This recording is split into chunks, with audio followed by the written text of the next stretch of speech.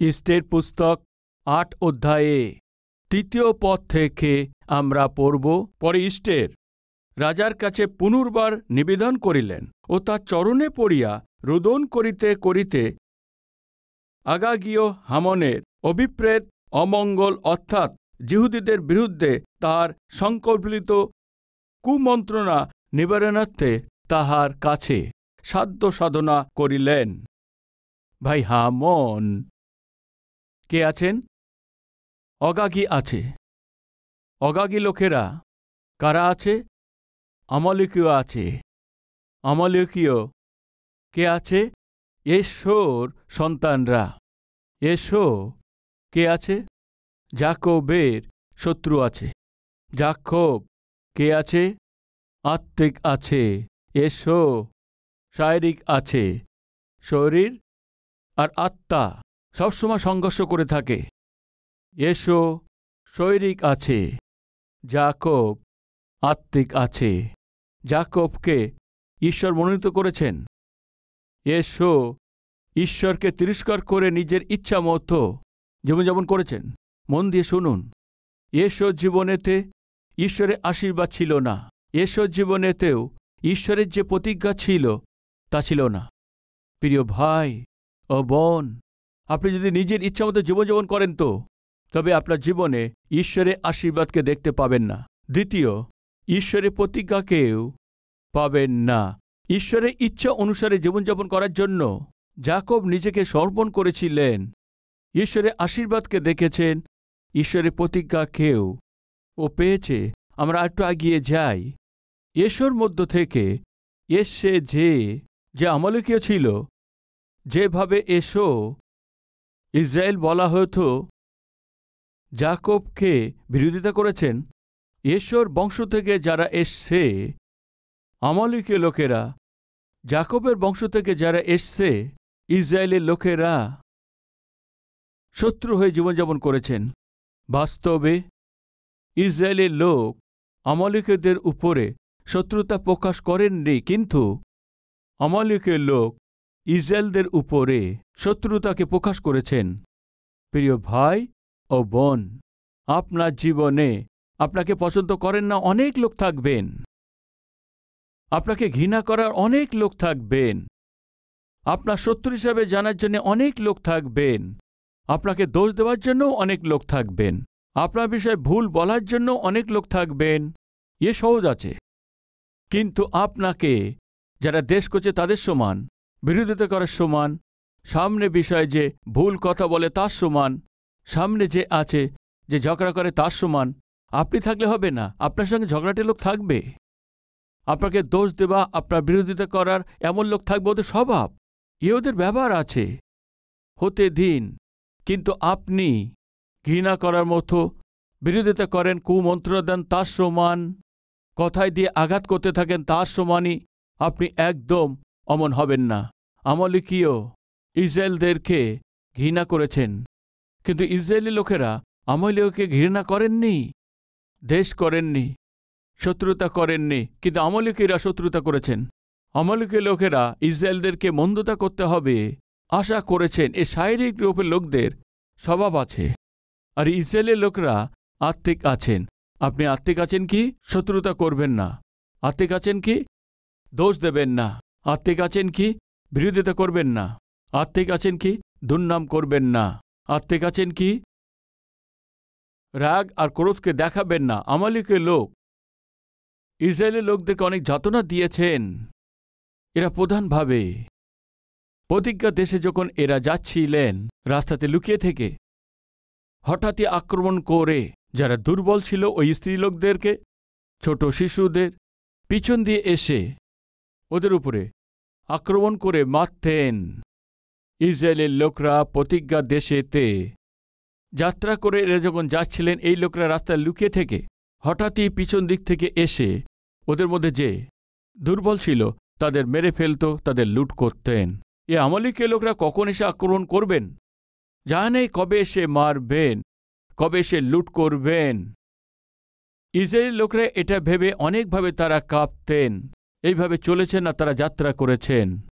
এই জন্যে ঈশ্বর বললেন, যত সময় আমালিকেরা জীবিত থাকবে তোমরা শান্তি পাবে না। এই জন্য আমালিকদেরকে মেরে ফেলো। যত সময় আমালিকেরা থাকবে তোমরা শান্তিতে থাকতে পারবে না। এই জন্য শত্রুদের নাম এবং রেখনা সম্পূর্ণভাবে ওদের বিনষ্ট করো। এভাবে ঈশ্বর মোশিকে বললেন। আর এইভাবে সম্পূর্ণ প্রক্রিয়াতে আমালিকদেরকে নষ্ট করার জন্য যিশোও ফেল করে গেছেন। এরপর ওই কাজকেই ঈশ্বর শাউলকে দিয়েছিলেন। শমূয়েলকে পাঠিয়ে শাউলের কাছে এই কথা বললেন, কি আছে ও? শাউল, আমালিকীয় লোক আমার প্রজাদেরকে দুঃখ দিচ্ছে, যন্ত্রণা দিচ্ছে, তাড়না দিচ্ছে, শান্তিকে দূরে সরিয়ে দিচ্ছে। যত সময় এরা থাকবে তোমরা শান্তিতে থাকতে পারবে না। এই জন্য সম্পূর্ণরূপে ওদেরকে বিনষ্ট করো। এইভাবে ঈশ্বর শমূয়েলের দ্বারায় প্রকাশ করেছেন। তখন শাউল বললেন, ঠিক আছে প্রভু, আমালিকীয়কে সম্পূর্ণ নষ্ট করব, ওদের সম্পূর্ণভাবে বিনষ্ট করব। এই বলার পর আমালিকদের উপরে আক্রমণ করেছেন। আমালিকদের উপরে শাউল আক্রমণ করে ওদের মারার প্রক্রিয়াতে জানে ওর কি মনে হয়েছে, কিছু লোকদেরকে মেরেছেন, কিছু লোকদেরকে মারেনি। আর শুধু তাই না, আমালিকদের কাছ থেকে কিছু গরু, মোষকে আর কিছু স্বাস্থ্যবান পশুদেরকে সঙ্গে করে এনেছেন। ঈশ্বর কি বলেছিলেন? সম্পূর্ণভাবে ওদেরকে বিনষ্ট করবে বললেন, কিছু কিছু জীবিত রেখে দিয়েছেন। প্রিয় ভাই ও বোন, ঈশ্বর চাইছেন কি আমরা পবিত্রতার জীবনযাপন করি আর শান্তিতে চলি।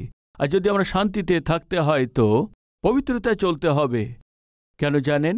আমাদের মধ্যে যে পাপ জীবিত আছে, আর যে পাপের অভ্যাস আছে, সে যা কিছু হোক, পাপ করার জন্য প্রতিবারে আমাদের মনে শান্তিকে দূর করে দেয়। আমাদের মধ্যে কেউ আছেন কি, পাস্টার বাবু আমি পাপ করার পরেও শান্তিতে আছি বলার জন্য কেউ আছেন কি? যদি আছেন একবার হাত দেখান। পাপ করার পরেও আমার মনে অনেক শান্তি থাকে। ঠিক আছে, শূকরকে দুর্গন্ধপূর্ণ নালায় বলুন অনেক শান্তি দেয়। কেন? ময়লা দুর্গন্ধ জায়গায় ও যখন যায় ওর অনেক ভালো লাগে।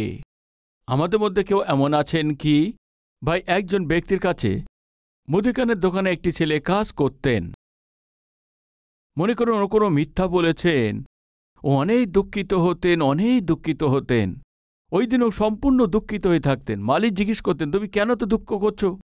মালিক, আপনি মিথ্যে বলতে বলেছেন, আমি মিথ্যে বলে দিয়েছি। আরে আমাদের মুদিখানার দোকান চালাতে হয়, তাহলে মিথ্যে বলতে হবে। গ্রাহকরা আমাদের কাছে জিনিস চেয়েছেন, আমাদের কাছে আছে কি? নেই বললে তাহলে তো আর আসবে না, তাই না? আমাদের কি বলতে হবে? কালকে চলে আসবে, কালকে দুপুরের মধ্যে চলে আসবে। আমরা আনাচ্ছি বলবো। নেই তো কিভাবে মিথ্যে বলবো? না মালিক, আমি মিথ্যে বলাতে জানা নেই। আমার মন অনেকভাবে দুঃখিত হয়ে যায় সকালে মিথ্যে বলার জন্যই। এখনো পর্যন্ত আমার মনের মধ্যে শান্তি নেই। আরে পাগল, আমি এই ব্যবসাকে মিথ্যে বলেই তো করছি। এসব যে লাভ করছে তো মিথ্যে বলে উপার্জন করছি, এ তো মিথ্যে বলে ব্যবসা করছি। কত আরামে জীবনযাপন করছি দেখো তুমি। তোমার মতো কি আমি টেনশন করছি কি? আমার স্ত্রীর সঙ্গে মিথ্যে বলি, আমার কর্মচারীর সঙ্গে মিথ্যে বলি, আশপাশের লোকজনের সঙ্গে মিথ্যে বলি। আর শুধু তাই না, যারা কিনতে আসে তাদের কাছেও আমি মিথ্যে বলি। তারপরেও আরামে আছি। আমার মতো তুমিও চলো। এ কি, তুমি একটি মিথ্যে বলে দুঃখিত হচ্ছ, অনেক চিন্তিত হয়ে গেছ? এইভাবে বললেন। এই ছেলেটি তা কিছু বুঝতে পারছে না। সেই তো আছে, আমার মালিক কতভাবে মিথ্যে বলছে, আরামে আছে, শান্তিতেই আছে, একটু সময় পেলে নাক ডাকিয়ে ঘুমিয়ে পড়ে। আমি একটা মিথ্যে বললে যায় না, ভিতরে ভিতরে টেনশন বেরিয়ে যায়। আমি জিজ্ঞেস করছি প্রিয় ভাই ও বোন, যখন আপনি মিথ্যে বলেন, আরে অপ্রয়োজনে মিথ্যে বললাম, আমাকে মিথ্যে বলা দরকার নেই, এইভাবে আপনার মনেতে চেতনা পান কি? এমন কিছু না ব্রাদার। সকাল থেকে সন্ধ্যা পর্যন্ত আমিও ওই মুদিখানার দোকানের মালিকের সঙ্গে মিলিয়ে চলছি। কেউ আছেন আমাদের মধ্যে স্বামীর সঙ্গে মিথ্যে বলেন, স্ত্রীর সঙ্গে মিথ্যে বলেন, সন্তানের সঙ্গে মিথ্যে বলেন, ওপরে মালিকের সঙ্গেও মিথ্যে বলি, না সাথে যে কাজ করে তার সঙ্গে মিথ্যে বলি, না সেবা কাজেও মিথ্যে বলি। আপনার মনের মধ্যে কিছু হয় না কি? কারণ জানেন, তা বলছি, তা শুনুন। ওই ছেলেটি একটি মিথ্যে বলে অনেক দুঃখিত হতেন, আর ওই মালিক সে সকাল থেকে সন্ধ্যা পর্যন্ত সবই মিথ্যে বলেন আর শান্তিতে থাকেন। এতে কি তফাৎ আছে? হঠাৎই তার বাল্ব জ্বলে উঠেছে। কি হয়েছে? বাল্ব জ্বলে গেছে। মালিক বুঝতে পেরেছেন। কি বুঝতে পেরেছেন? আপনি যতই মিথ্যে বলেন আপনার কোনো দুঃখ নেই। হ্যাঁ, কোনো দুঃখ নেই। আর যদি আমি ওইভাবে একটি মিথ্যে বলে আমার মন দুঃখেতে পূর্ণ হয়ে যায়, এই জন্যে বললাম আমার মতো তুমি চলো। বুঝতে পেরেছি মালিক, কারণ কি আছে? কি কারণ আছে তা বলো। মারা গেছে লাশের উপরে আপনি এক বস্তা চাল যদি রেখে দেন তো ওই লাশের কোনো যন্ত্রণা পাবে কি? বলুন। আপনি লাশের পায়ের উপরে পা রেখে অনেক চাপ দিয়েছে মনে করুন, বলবে কি? ওই জীবিত ব্যক্তির উপরে হাতে একটু জোর করে চিমটে কেটে দিয়েছে মনে করো, ও জোরে চিৎকার করবেন। মনে করুন মালিক, কি বুঝতে পাচ্ছেন? মারা গেছে, তার কি দুঃখ হবে মালিক? কি বলছেন? মারা গেছে যে, কে দুঃখ পাবে মালিক? যে জীবিত আছে সেই। একটু আঘাত পেলেই সে যন্ত্রণা পায়, একটু চাপলে যন্ত্রণা পায়। মালিক, আমার বিবেক জীবিত আছে, এই জন্যে ভুল করলেই অনেকভাবে যন্ত্রণা পায়। আপনার বিবেক অনেক আগেই মারা গেছে, এই জন্য আপনি কোনোই ভুল করুন, কোনো দুঃখ হবে না। প্রিয় ভাই ও বোনেরা, যখন আমরা পরিত্রাণ পাই, খ্রিস্টকে যখন ব্যক্তিগত রূপে পরিত্রাণ গ্রহণ করি, ঈশ্বর কি করেন জানেন কি? আপনার কেবল নতুন হৃদয় নয়, নতুন বিবেককেও প্রদান করেন। মারা যাওয়া বিবেককেই ঈশ্বর জীবিত করেন, নতুন করে দেন। এই জন্য যখনই আপনি ভুল কাজ করেন, বিবেক আপনাকে চেতনা দেন। তুমি যে করেছো ভুল আছে, তুমি যে করেছো এটা মন্দ আছে, ভুল আছে, ভুল আছে, ভুল আছে, ভুল আছে বলতেই থাকে। কেন জানেন? ঈশ্বরের দ্বারা যে তৈরি হয়েছে আপনার জীবনে রাখা হয়েছে এক অর্নিং। প্রিয় ভাই ও বোন, হতে পারে আপনার জীবনে কোনো ধরনের পাপ করুন, কোনো ধরনের আপনি ভুল কাজ করেছেন, আপনার মনের মধ্যে যদি দুঃখিত না হয় তো আপনার মন আর বিবেক মারা গেছে। আপনার বিবেক যদি মারা গিয়েছে তো আপনি আত্মিক রূপে একদম জীবিত নেই।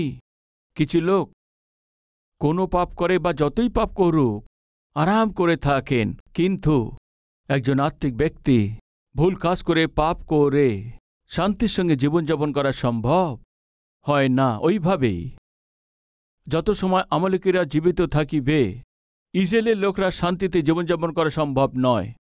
এই জন্য ঈশ্বর কি বলেছেন? তোমাদের যারা শান্তিহারা করছে ওই আমালেকীদেরকে মেরে ফেলো। আমাদের জীবন থেকে যে শান্তি দূরে সরিয়ে দেয়, আমাদের মধ্যে যে শারীরিক কার্য আছে ওটা মারতে হবে। আপনার জীবনে কোনো যদি অভ্যাস জীবিত রাখেন তো, বা কোনো পাপ আপনার জীবনে যদি থাকতে দেন তো ও আপনার জীবনে শান্তি থাকতে দেবে না, সুখে থাকতে দেবে না, ঘুম দূরে সরিয়ে দেবে। এই জন্য আজকে আপনার জীবনে যেটা আপনাকে অপবিত্র করে, যে আপনার পবিত্রতাকে দূর করে দেয়, কোনো কিছু আপনার জীবনে আছে তো ওটা আজকে মেরে ফেললে খুব ভালো হয়। আর যদি আপনি না মারেন তো ওই একদিন জীবনকে নষ্ট করে দেবে, ওই আপনার জীবনের জন্য অভিশাপ হয়ে দাঁড়াবে। কিভাবে বলছি তা শুনুন। শমূয়েলের প্রথম পুস্তকে আমরা দেখতে পাই, এখনো পর্যন্ত যেটা আমি বললাম 15:2 বাহিনীগণের সদাপ্রভু এই কথা কহেন, ইসরায়েলদের প্রতি আমালেকীরা যাহা করিয়াছিল মিশর হইতে উহার আসিবার সময় যে পথের মধ্যে উহার বিরুদ্ধে যেরূপ ঘাঁটি বসিয়াছিল আমি তা লক্ষ্য করিয়াছি।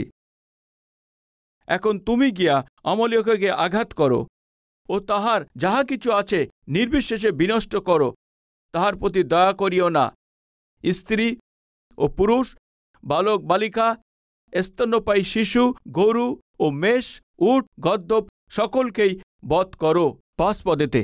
পরে শাউল অমলেকীয়দের নগর পর্যন্ত গিয়া উপত্যকা লুকিয়া থাকিলেন। আর শাউল কেনীয়দীয়গণকে কহিলেন, যাও, স্থানান্তরে যাও, অমলেকীয়দের মধ্য হইতে প্রস্থান করো, পাছে আমি তাহাদের সহিত তোমাদিগকেও বিনষ্ট করি। যখন মিশর হইতে সমস্ত ইসরায়েল সন্তান বাহির হইয়া আসিয়াছিল, তখন তোমরা তাহাদের প্রতি দয়া করিয়াছিলে।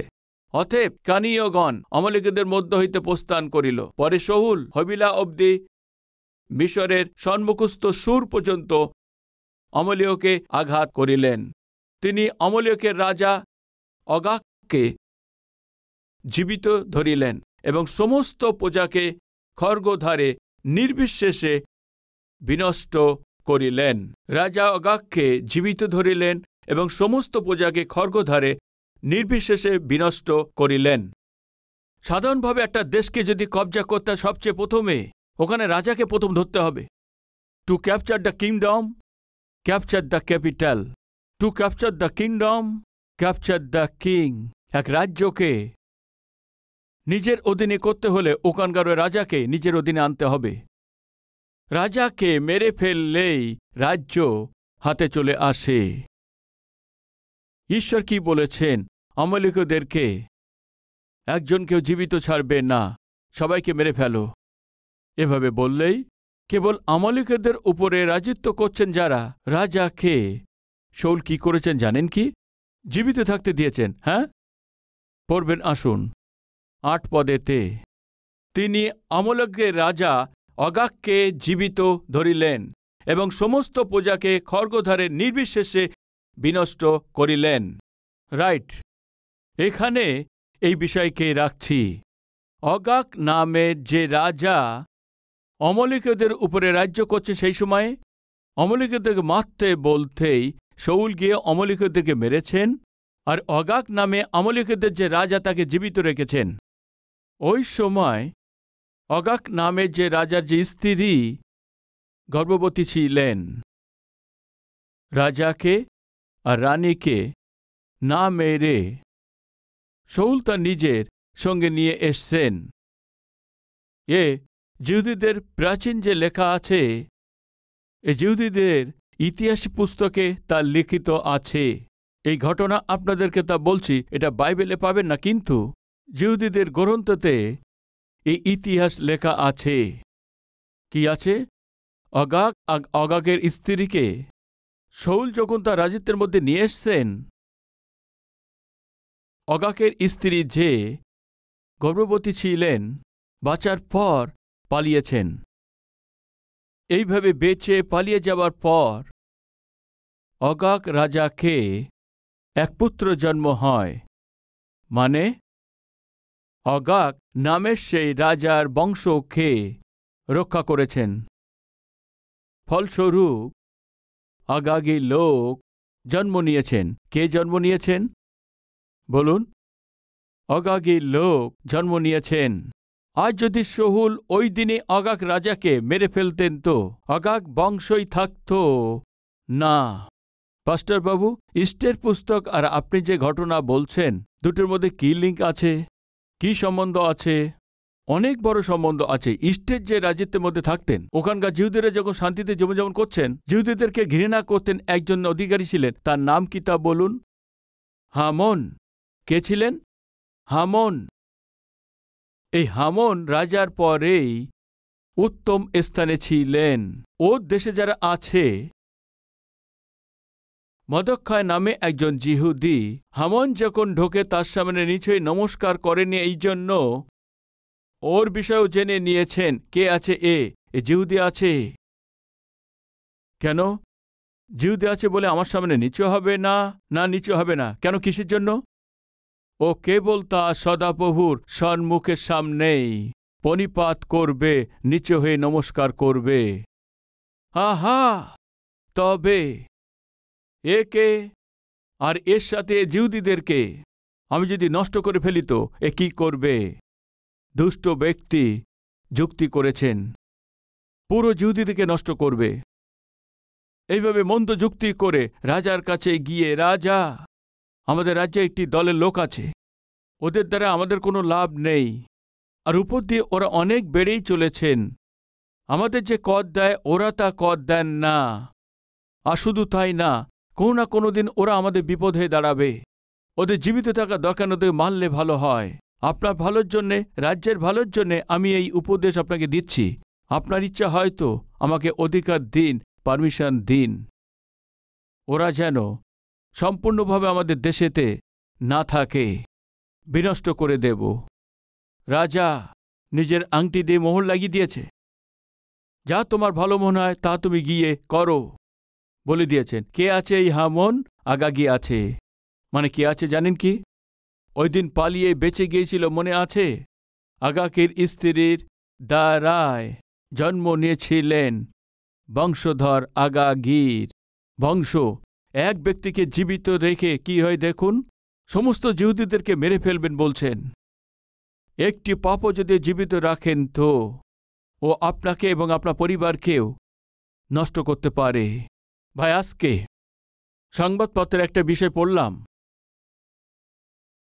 স্ত্রীকে আর 2 কন্যাকে অসহ্যভাবে একজন পুলিশ অফিসার বন্দুক দিয়ে মেরে ফেলেছেন।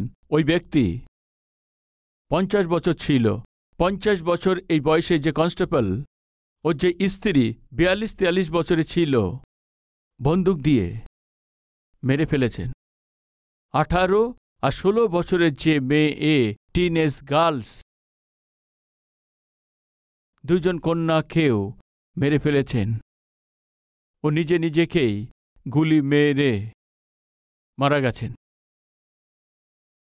এ এখনই ঘটনা। কিসের জন্য? সম্পূর্ণ পরিবার নষ্ট হয়ে গেছে। কেন উনি তার নিজের পরিবারকে মেরে ফেলেছেন? কারণ কি? অবৈধ সম্বন্ধ। কি আছে? অবৈধ সম্বন্ধ। স্ত্রী থাকা সত্ত্বেও পরের স্ত্রী মোহেতে পড়ে আগে গিয়ে ওই মোহ তার গলার জন্য ফাঁসি হয়ে গেছে।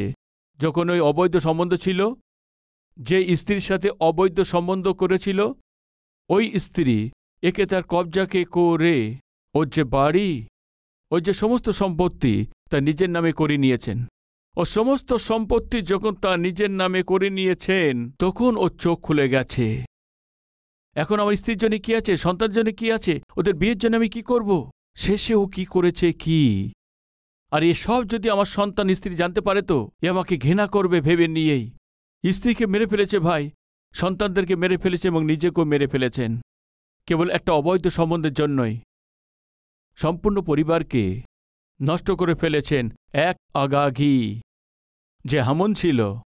আগাগীকে জীবনে ছেড়ে দেওয়ার জন্যে এ এখন কাকে মারার জন্যেই চলেছেন? যে ওকে বাঁচতে দিয়েছেন, এই জিহুদীদেরকেই সম্পূর্ণ মেরে ফেলার চেষ্টা করছে, ধ্বংস করছে। এরপরে আজ্ঞা জারি করেছেন, সারা দেশেতে প্রচার করেছেন। তারপরে 3 দিন ইষ্টের প্রার্থনা করেছেন। জিহুদীরা প্রার্থনা করেছেন, চোখের জলের সাথে প্রার্থনা করেছেন। ওই প্রার্থনা ঈশ্বর শুনেছিলেন। ভাই, কি আপনার চেয়ে শক্তিশালী শত্রুর সম্মুখে হতে হচ্ছে? আপনার শক্তির চাইতে বেশি সমস্যা আপনাকে ভয় দেখাচ্ছে, ভয় দেখিয়ে চলছে কি? শান্তিবিহীন করছেন, না আপনার উপর অধিকারী আপনাকে ক্ষতি করতে চাইছেন, আপনার চাকরি থেকে বার করতে চাইছেন কি? কেউ আপনার জমিকে, না হয় আপনার সম্পত্তিকে নিজের করতে চাইছে কি? আজকে যে আপনার শত্রু আছে, আপনার চেয়ে শক্তিশালী দেখছেন কি? আপনার চারপাশের বিপরীত পরিস্থিতি আপনার উপরে জয় লাভ করবে এমন দেখছেন কি? তবে শুনুন, সমস্যা যা থাকুক না কেন, সে যতই বাড়ুক না কেন, আর সে যতই শক্তিশালী হোক না কেন, প্রার্থনাতে ওর চাইতে অনেক শক্তিশালী আছে। বলবেন না। আসুন প্রার্থনা করি, প্রভুকে বলুন।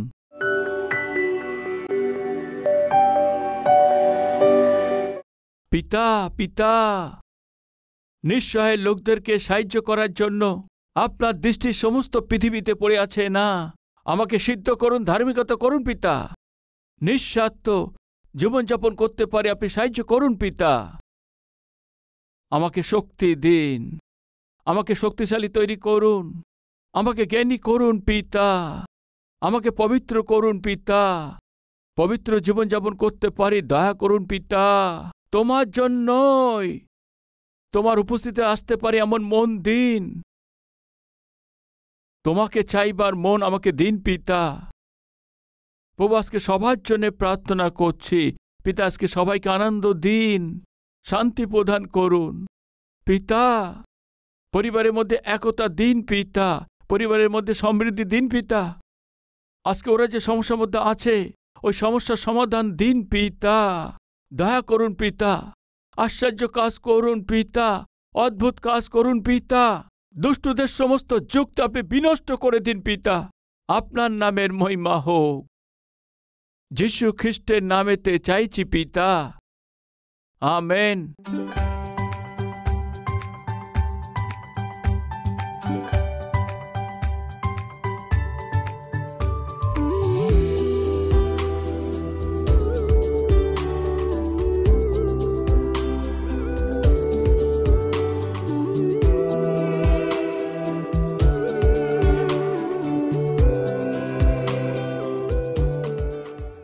প্রভুতে অতি প্রিয় ভাই ও বোন, আপনার সবাইকে শালোম। ভালো আছেন?